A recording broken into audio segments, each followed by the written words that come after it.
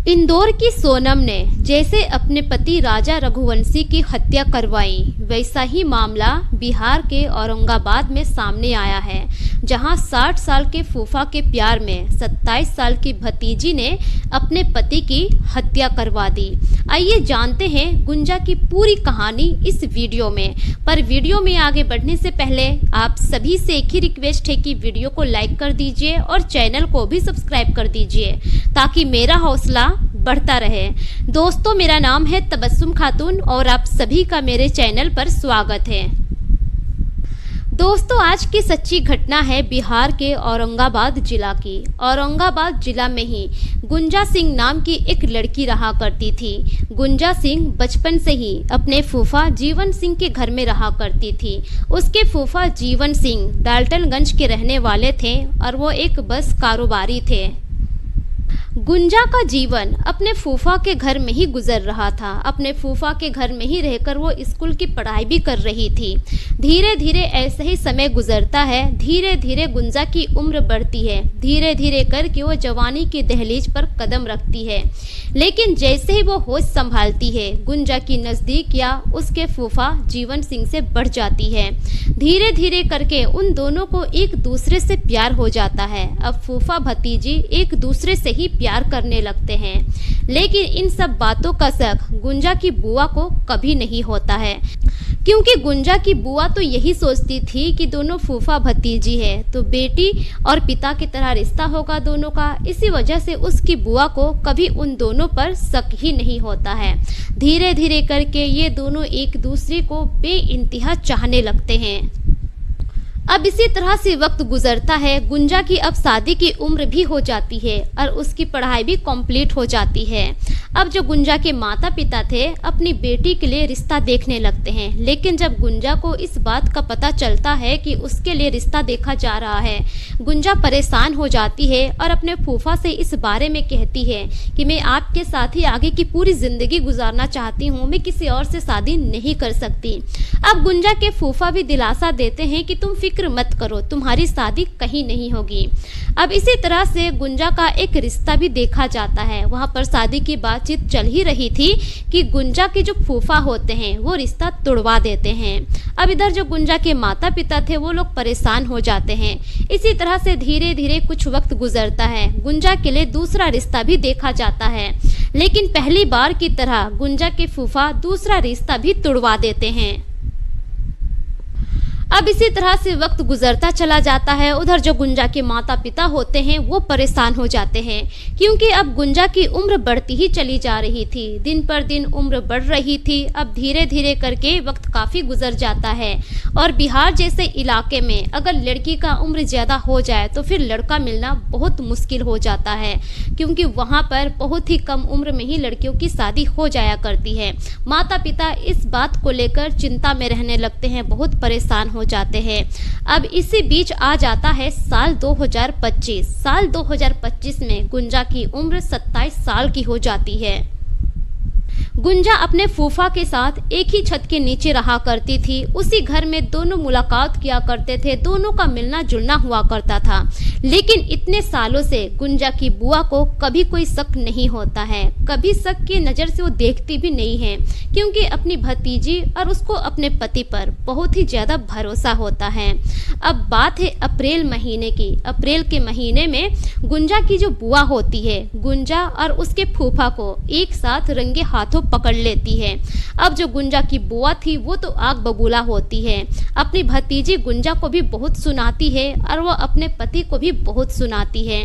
उसके बाद जो गुंजा की बुआ थी वो गुंजा के पापा यानी कि वो अपने भाई को फ़ोन करके सारी हकीकत बता देती है कि गुंजा का यहाँ पर क्या क्या चल रहा है उसी के फूफा के साथ। अब जो उसके मायके वाले थे, गुंजा के माता पिता थे, वो लोग बहुत परेशान हो जाते हैं। पहले तो वो लोग गुंजा के लिए रिश्ता देखना शुरू कर देते हैं। अब इसी बीच 1 महीने के अंदर ही गुंजा के पिता गुंजा के लिए प्रियांशु नाम के लड़के से रिश्ता तय कर देते हैं। प्रियांशु जो होता है वो एक जमींदार का बेटा होता है। उसके घर में लगभग 50 से 60 बीघा जमीनें होती है, वो भी मालदार लड़का ही होता है। लेकिन जब गुंजा को इस बात का पता चलता है कि उसकी शादी तय हो गई है, गुंजा बहुत परेशान हो जाती है।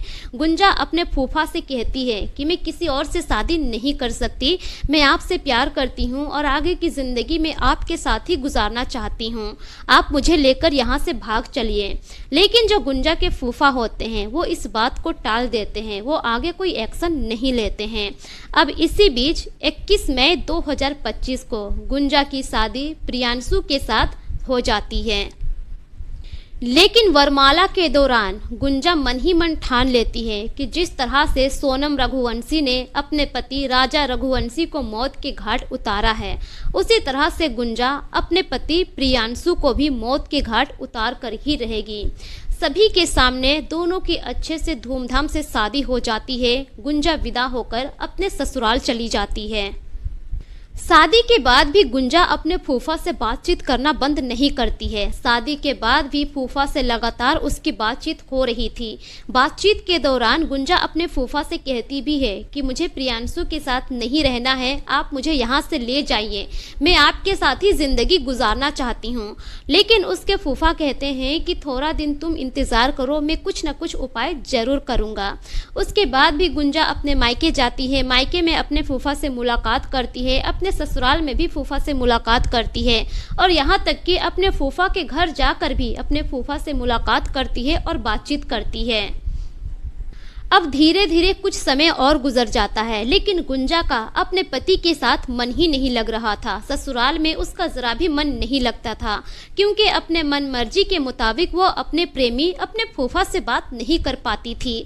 एक दिन गुंजा मौका देखकर अपने फूफा को फ़ोन करती है और रो रो कर अपने फूफा से कहती है कि मुझे कैसे भी करके यहाँ से ले चलिए, कोई ना कोई रास्ता निकालिए, क्योंकि मैं यहाँ पर नहीं रहना चाहती हूँ। प्रियांशु के साथ मेरा थोड़ा भी मन नहीं लगता है। तभी जो गुंजा के फूफा होते हैं वो कहते हैं कि ठीक है, मैं एक प्लानिंग बना रहा हूँ। उसी प्लानिंग के तहत तुम्हारा जो पति है प्रियांशु, उसे रास्ते से हटा देते हैं, उसके बाद हम दोनों फिर से एक हो जाएंगे। अब जो गुंजा थी अपने फूफा के प्लानिंग में साथ देने लगती है। अब जो गुंजा के फूफा थे वो अपने प्लानिंग के तहत झारखंड के 2 शूटर को हायर करते हैं और फिर एक सिम कार्ड भी खरीदकर उन शूटर को देते हैं। उसके बाद प्लानिंग के मुताबिक एक दिन की बात है कि प्रियांशु उर्फ छोटू सिंह 24 जून 2025 की रात को चंदौली से ट्रेन से लौट रहा था। दरअसल वो चंदौली कुछ काम से गया था और अपना काम कर वो उधर से ही लौट रहा था। अब सफ़र के ही दौरान उसकी लगातार अपनी पत्नी से बातचीत हो रही थी। उधर से बार बार गुंजा अपने पति प्रियांशु को फ़ोन कर रही थी और पूछ रही थी कि कहाँ पहुँचे हो। वो बार बार अपना लोकेशन अपनी पत्नी को बता रहा था।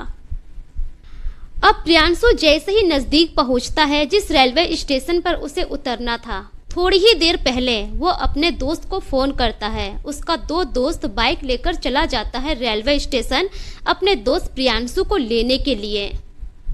अब प्रियांशु से पहले ही प्रियांशु का 2 दोस्त बी नगर रोड रेलवे स्टेशन पहुंच जाता है और अपने दोस्त प्रियांशु का इंतज़ार करने लगता है। लेकिन ठीक उससे थोड़ी देर पहले गुंजा फ़ोन करती है अपने पति को और पूछती है कि कहाँ पहुँचे हो। अब जो प्रियांशु था वो बता देता है कि बस मैं बी नगर रोड रेलवे स्टेशन पहुँच ही गया हूँ। उसके बाद गुंजा फ़ोन काट देती है और उसी वक्त गुंजा उन दोनों शूटर को उसका लोकेशन बता देती है कि वो पहुँच गया है बी नगर रोड रेलवे स्टेशन पर। प्रियांशु उसी रेलवे स्टेशन से अपने बाइक पर बैठता है दोनों दोस्त के साथ और अपने घर की तरफ निकल पड़ता है। लेकिन उन तीनों को पता भी नहीं था कि उन तीनों के पीछे 2 शूटर्स लगे हुए हैं। अब दोनों शूटर्स तीनों का पीछा करते हुए आगे की ओर बढ़ने लगता है। अब जैसे ही वो तीनों नवीनगर थाना क्षेत्र के लेम्बो खाफ गांव के पास पहुंचते हैं, वो शूटर्स वहीं पर मौका देखकर उसकी बाइक को रुकवा देता है। बाइक को रुकवाने के बाद अब प्रियांशु पर 4 गोली ठोक देता है। यह देखने के बाद अब जो प्रियांशु का दोनों दोस्त होता है उसी वक्त वहां से भाग जाता है। लेकिन उन दोनों के भागते ही जो दोनों शूटर्स वहां पर थे वो दोनों भी वहां से फरार हो जाता है। उसके बाद फिर से प्रियांशु का दोनों दोस्त वहां पर आता है। उसके बाद वहां से उसको नज़दीकी हॉस्पिटल में एडमिट करवाता है और उसके साथ ही साथ प्रियांशु के घर में भी यह खबर दे देता है। अब जो प्रियांशु के घर वाले होते हैं उसी वक्त मौके पर हॉस्पिटल पहुंचते हैं। वहां पर ट्रीटमेंट के दौरान ही प्रियांशु की मौत हो जाती है। अब प्रियांशु के परिवार वाले नज़दीकी थाने में जाते हैं और रिपोर्ट दर्ज करवाते हैं। पुलिस वाले भी रिपोर्ट दर्ज करते हैं और इस मामले की छानबीन करते हैं, लेकिन पुलिस वालों को कहीं से कोई सबूत नहीं मिल पा रहा था। पुलिस वाले प्रियांशु के परिवार वालों से पूछते भी हैं कि क्या प्रियांशु का कभी किसी से कोई झगड़ा लड़ाई हुआ था, प्रियांशु की किसी से दुश्मनी थी या फिर आपके परिवार की ही किसी से दुश्मनी थी। प्रियांशु के परिवार वाले कहते हैं कि जी नहीं सर, हमारा किसी से ऐसा कोई दुश्मनी नहीं है, किसी से कोई झगड़ा लड़ाई भी नहीं है और मेरा बेटा बहुत ही सीधा साधा था, वो सभी से अच्छे बर्ताव किया करता था, किसी से उसकी कोई दुश्मनी भी नहीं थी। पुलिस वालों को कोई भी क्लू नहीं मिल पा रहा था। पुलिस वाले पहले प्रियांशु का फ़ोन लेते हैं और उसके फ़ोन की पूरी कॉल डिटेल्स निकलवाते हैं। उसकी कॉल डिटेल्स में देखा जाता है कि प्रियांशु ज़्यादा से ज़्यादा अपनी पत्नी से ही बात किया है और आखिरी बार भी उसने अपनी पत्नी से ही बात की थी। अब कहीं ना कहीं पुलिस का शक चला जाता है गुंजा की तरफ, क्योंकि हाल में ही सोनम रघुवंशी और राजा रघुवंशी का भी केस सामने आया था, जिससे पुलिस वालों का सारा शक गुंजा की तरफ ही चला जाता है। पुलिस वाले पहले तो प्रियांशु के घर जाते हैं और गुंजा से उसका मोबाइल मांगते हैं। अब पुलिस वाले जैसे ही गुंजा से उसका मोबाइल मांगते हैं, गुंजा आनाकानी करने लगती है। अब कहीं ना कहीं पुलिस का शक हकीकत में बदल जाता है। पुलिस को पूरा यकीन हो जाता है कि हो ना हो इस कांड के पीछे तो गुंजा का ही हाथ हो सकता है। पुलिस वाले उसी वक्त गुंजा को हिरासत में लेते हैं और थाने लेकर चले जाते हैं। वहां लेकर जाने के बाद पहले पुलिस वाले गुंजा के फोन का कॉल डिटेल्स निकलवाते हैं, तो पता चलता है कि उसमें एक नंबर है जिसमें 50 बार से भी ज़्यादा गुंजा बात की हुई है। अब जब पुलिस वाले ये देखते हैं कि एक ही नंबर पे 50 बार से भी ज़्यादा इस लड़की ने बात किया है, पुलिस वालों का जो शक था वो तो यकीन में बदल ही जाता है।